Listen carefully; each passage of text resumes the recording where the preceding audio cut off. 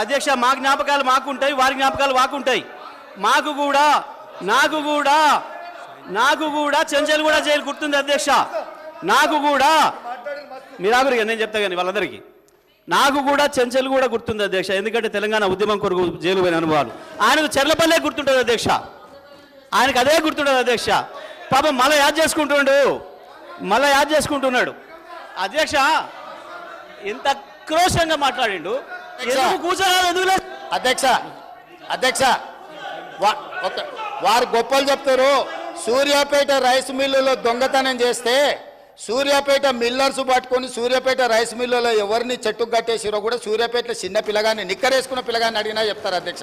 మిగతా వివరాలు మా వెంకటరెడ్డి గారికి ఒక 2 నిమిషాలు సమయం ఇస్తే వాళ్ళది ఎంత గొప్ప చరిత్రనో ఎప్పుడెప్పుడు ఏమేం చేసిరో తాతలు ముత్తాతల నుంచి మొత్తం లెక్క చెప్తాడు అధ్యక్ష.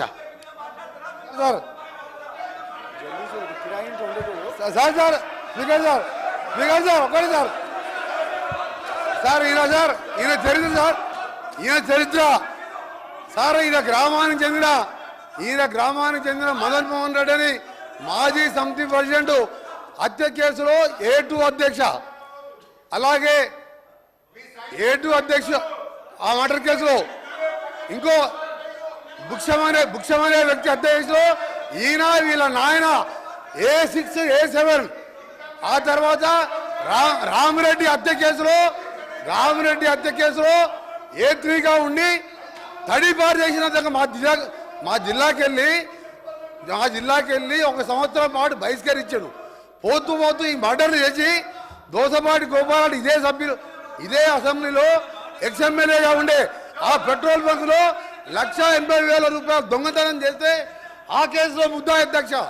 ఇంకొకటి రామారావు గారు ఎన్టీ రామారావు ముఖ్యమంత్రిగా ఉన్నప్పుడు ఎక్సైజ్ ప్రొవిజన్ పెడితే దొంగ మందు కర్ణాటక వెళ్ళి మందు తీసుకొచ్చి పట్టుబడితే మిర్యాలగూడ పోలీస్ స్టేషన్లో ఇప్పటికీ కేసు ఉన్నది అధ్యక్ష.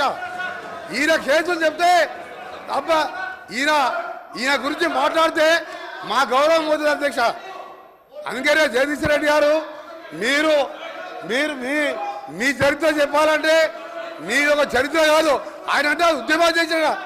సార్ ఒక నిమిషం, మీరు ఎందుకే భయపడుతురే అని ఆయన చరిత్ర చెప్తే భయపడుతున్నారు. ఆయన చరిత్ర చెప్తే భయపడదు సార్. ఆయన తెలంగాణ ఉద్యమం చేసిందంట. దొంగతనాలు, కిరాయి హత్యలు దొంగతనాలు తప్ప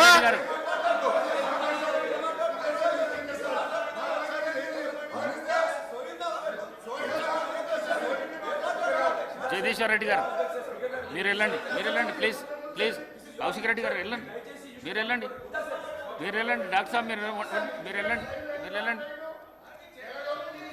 50 కోట్లకు అమ్ముకున్నాడు పిసిసి ప్రెసిడెంట్ అని చెప్పారు. 50 కోట్లకు పిసిసి ప్రెసిడెంట్ అమ్ముకున్నాడు. 50 కోట్లకు పిసిసి ప్రెసిడెంట్. జగదీశ్వర్ రెడ్డి గారు దయచేసి అధ్యక్ష జగదీశ్వర్ రెడ్డి గారు ఆయన మాట్లాడిన ప్రతి అక్షరం రికార్డు నుంచి తీసేయాలి మీరు దయచేసి.